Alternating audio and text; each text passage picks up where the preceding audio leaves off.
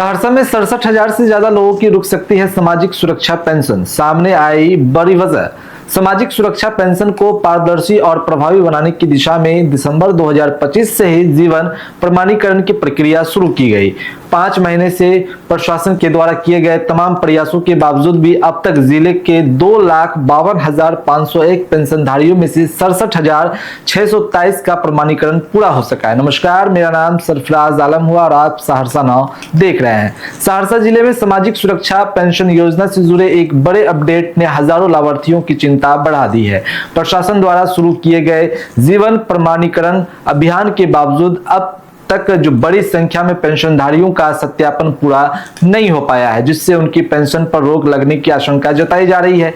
दरअसल सामाजिक सुरक्षा पेंशन योजना को अधिक पारदर्शी और प्रभावी बनाने के उद्देश्य से दिसंबर 2025 में जीवन प्रमाणीकरण प्रक्रिया की शुरुआत की गई थी। इस अभियान को शुरू हुए करीब 5 महीने बीत चुके हैं, लेकिन अभी भी लक्ष्य पूरा जो है वो नहीं हो सका है, जिसमें कुल 2,52,501 पेंशनधारियों में से 67,627 लोगों का जीवन प्रमाणीकरण अब तक नहीं हो पाया है।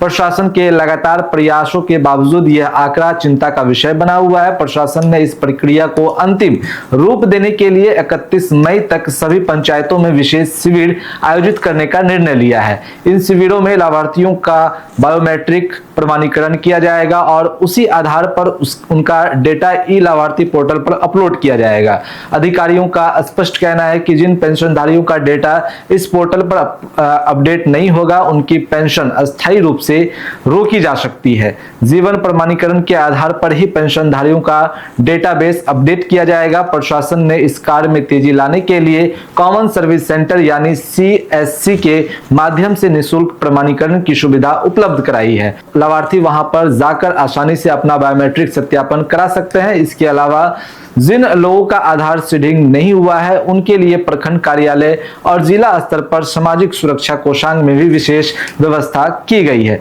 प्रखंडवार आंकड़ों पर नजर डालें तो कई क्षेत्रों में बड़ी संख्या में लाभार्थी अब भी प्रमाणीकरण से वंचित है। उदाहरण के लिए कहरा प्रखंड की बात करें तो 33,862 पेंशनधारियों में से 11,283 का सत्यापन नहीं हुआ है।